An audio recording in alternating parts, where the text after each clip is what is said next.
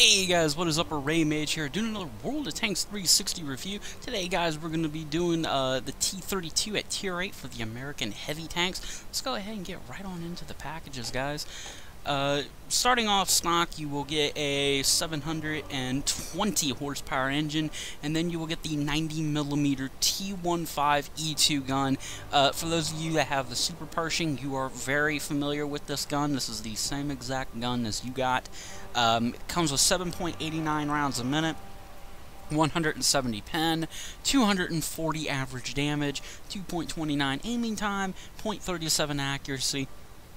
Traverse speed is about 20 with the tracks, and you will get the T99E2 turret, which will give you 114 millimeters of armor, 76 in the side and rear, 114 is for the front, by the way. And the traverse speed for the turret is 26, and you have 380 meters of view range. I've used the tank stock. It is okay. The thing that will drive you up the wall, and believe it or not, I thought the tank moved along adequately. I could live with it. The thing that ticked me off is I felt like the tank could not traverse for shit. It just annoyed the hell out of me. And I eventually did free XP part of my way to this package, which will give you a 760 horsepower engine, and then you will get the 105 T5E1 gun. This is the same gun you used on the T29, and this is your top gun. Believe it or not, this is it. 4.76 rounds a minute, 198 pen, 320 average damage, 2.29 aim time, 0.4142 accuracy.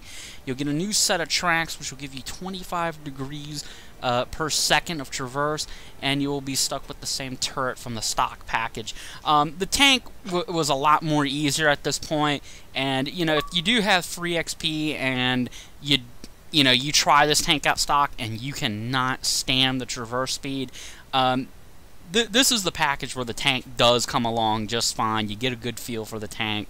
It is not bad. And this is the top package. Some people will go for this package, but I recommend this one. I will talk about the bottom one here shortly. Fully upgraded, you will get a 800 horsepower engine. You get the same tracks, same gun, but you will get a new turret, which will give you 298 millimeters of armor, 197 in the side and 152 in the back, and you will get a traverse of 25, and your view range will be 400 meters, so you'll get some more view range out of this. Let's go ahead and talk about the other package. The other package is just the 90mm gun that you had stock. I will explain why I don't recommend this, but let's go ahead.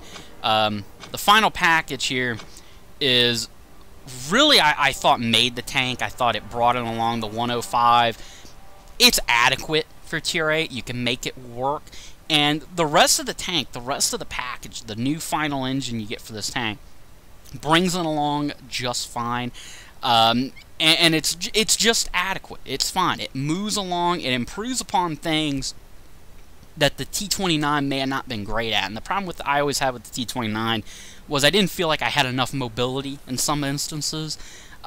This tank gives you that mobility that you were wishing for in the T29. This is a far more maneuverable tank than the T29.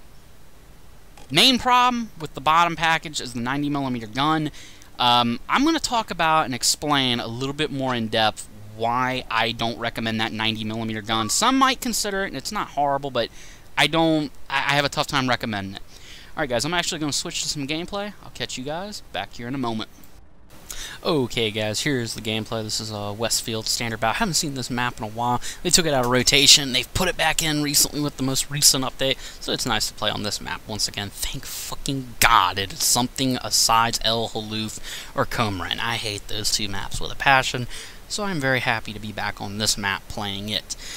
This was a Tier 8 match. About 3,000 damage, got steel wall. This was a fun, entertaining match. I enjoyed it. Let's go ahead and talk about equipment before I get into talking about why I wouldn't recommend the 90mm gun on this tank, fully upgraded. You could run coded optics if you wanted to have the ability to, get more view range, make this tank a more spotting, kind of general-purpose heavy tank, which I might add, it wouldn't be bad in that role. I run the heavy caliber gun rammer, or the large caliber gun rammer. I run vents, and I did run the vertical stabilizer on this tank. You certainly could run the spall liner. It wouldn't be a bad option. I don't feel like it's necessary on this tank just because it's quicker. You can kind of outmaneuver and outfox already a little bit, so it's not as big of a deal to have the spall liner on here. So it's up to you if you want to run that. There are other options. You could run a toolkit on this tank, or a toolbox, just to increase the repair speeds. I never have run that on any of my tanks, but I haven't had too many issues, mostly because I run repairs and I'm quite happy with the repair speed, and I'm going to have Brothers in Arms here shortly trained, so it won't be too big of an issue, but you could certainly run that option also. Reason I don't recommend the 90mm gun on this tank fully upgraded. For one, this is a Tier 8 tank. You're going to see a lot more Tier 9 matches. It does happen more often in this tank than it did in the T29. Yeah, you're going to still see plenty of Tier 8 being top tier, but you're going to see a lot more Tier 9. It does happen. I would say everybody knows the 2 up, 2 down rule, but more times than not, when you are Tier 8, you are going to see plenty of Tier 9, just as if you're a Tier 7 tank. You're going to get to see your fair share of Tier 8 matches. You're just going to see Tier 9 once in a blue moon. This tank, you see it a lot more often. It is more common to see Tier 9 matches in this thing. 90mm gun, it could only work if you run a lot of APCR, in which case you do end up with more pen with the 90mm gun rather than if you ran APCR on this 105. The difference is you do not have the alpha damage that this tank has, and it's or as the 105, you're mostly making up for it with a rate of fire.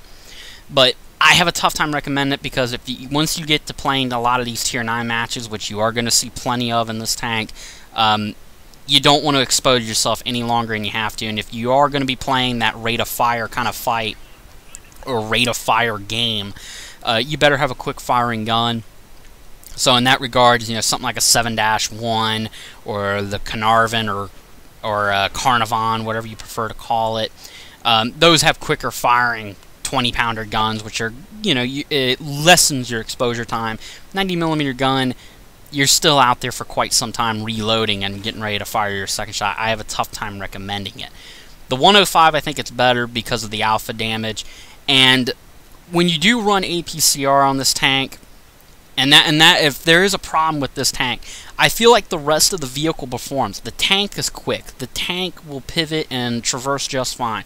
The turret armor, you're going to bounce a lot of shots with this turret armor if you go hull down. I had a match today against a 215B 183 on Arctic region. I bounced a shot right off the gun mantlet from it, and it was quite a good laugh when it happened. This turret will bounce. It will get plenty of bounces. It's adequate. It's outstanding. The rest of the tank is fine. The 105, though, is what will let you down. The gun selection does kill this tank a bit. And because I said of the 2 up, 2 down rule, you're going to see some Tier 10, but you're more times than not are going to see Tier 9 and Tier 8 matches in this tank. And even when you run APCR in this tank, you're going to be pushing for about a little bit above 230 millimeters of penetration. That's at about what a Tiger II is doing with regular AP ammo.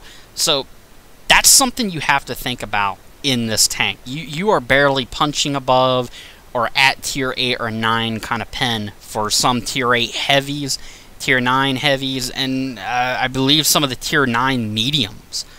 Some of them are actually punching at that, but that's still kind of anemic for this gun. You expect more pen from an APCR round, so basically you're only getting up to the penetration that tanks like a Tiger II have been having with regular AP ammo.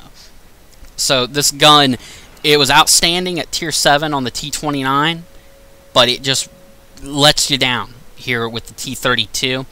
And because of the likelihood of more likely than not seeing Tier 9 more often, that's what I think hurts the tank. That's why I have a tough time even saying you should keep this tank.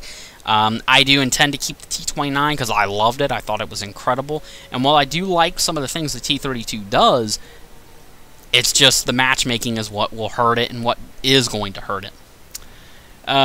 Match here is actually coming to an end. We would have killed the last guy, but these two bastards on my team run down to the cap and cap it out like a bunch of queers. I don't understand the point of that. Whatever, though. Not sure when I can give an ETA on the M103 heavy tank. That could take me some time getting it and getting it fully upgraded. I'm actually about to purchase some premium time, so maybe I can cut down on the time between that and this review. But more than likely, don't expect the M103 review next week. Probably will be doing another skills and perks video. Alright guys, this gameplay is coming to an end. I will catch you guys later. Peace out.